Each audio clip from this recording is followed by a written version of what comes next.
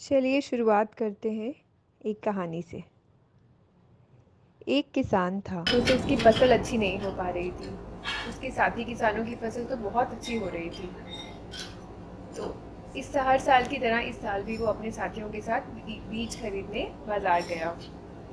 बीज बोने वाले दिन सभी किसान हंसी खुशी से अपने बीज बोने लगे, पर इसके चेहरे पे कुछ घबराहट सी थी। तो इतने में एक महात्मा वहाँ से गुजर रहे थे। तो उन्होंने देखा कि सारे किसान तो बहुत हंसी खुशी से अपने बीज बो रहे थे, जैसे कोई त्योहार हो। पर ये किसान कुछ खुश नहीं लग रहा था। तो उसने उससे पूछा कि बेटा क्या हुआ, तुम दुखी क्यों हो? तो बोला, महाराज क्या बताऊं, कुछ वर्षों से मेरी फसल अच्छी नहीं हो रही है। मेरे मन में एक डर सा बैठ गया है। मैं अपने साथियों के साथ वही बीज खरीद के लाता हूँ। मेरी ज़मीन भी उतनी ही उपजाऊ है, मैं पानी भी वही देता हूँ और धूप भी उतनी ही आती है। और मैं बहुत मेहनत करता हूँ, फिर भी मेरी फसल अच्छी नहीं हो पाती। तो महाराज बोले कि बेटा, मैं तुम्हें बीज गर्भ संस्कार की क्रिया सिखाता हूँ। बस तुम्हें एक ही शर्त है कि तुम्हें अपने साथियों की तरह उसी विश्वास और उसी खुशी के साथ बीज को बोना होगा। तो वो बोला कि महाराज मेरे पास तो पैसे ही नहीं है। तो वो बोला, इसके लिए पैसों की ज़रूरत नहीं है, इसके लिए तुम्हारे प्रेम, विश्वास और मेहनत की ज़रूरत है। तो महाराज की बात सुनकर वो किसान जो है अच्छे से अपने बीज खुशी से, बहुत खुशी से अपने बीज बोने लग गया। और कुछ महीनों के बाद उसकी फसल बहुत अच्छी हो गई और वो बहुत खुश हो गया। तो वो महाराज के पास गया और बोला, महाराज धन्यवाद, आपने तो मुझे बचा लिया। आपकी चमत्कार की वजह से मेरे बीजों में दिव्य शक्ति आ गई। तो महाराज बोले कि बेटा, बीज तो वही थे जो तुम लाए थे। बीजों में तो शुरू से ही दिव्य शक्ति होती है, उनमें तो एक जीवन छुपा होता है।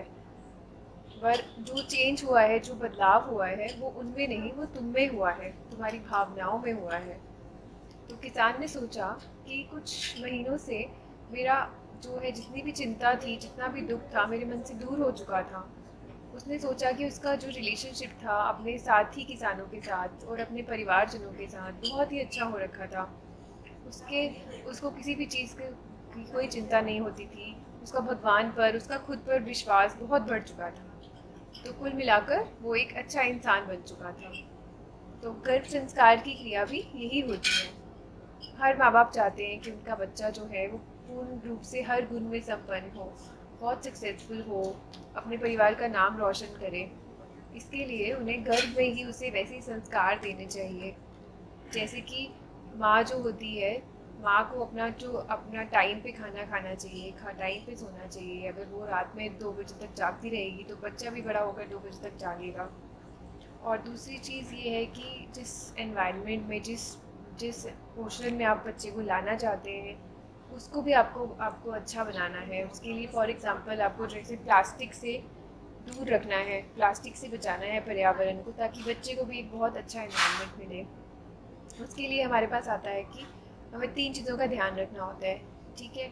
Reduce, reuse and recycle. तो सबसे पहले आपको प्लास्टिक जो है खरीदना ही नहीं है।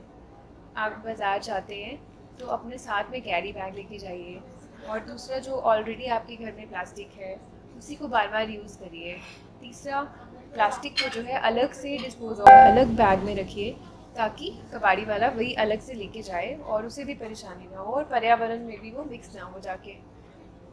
और अंत में यही कहना चाहूँगी कि एप्रिसिएशन, ग्रैटिट्यूड और चैरिटी और एम्पैथी, दूसरों के प्रति अच्छे भावना रखिए, तो आपका बच्चा भी उस बीज की तरह दिव्य शक्ति वाला पैदा होगा।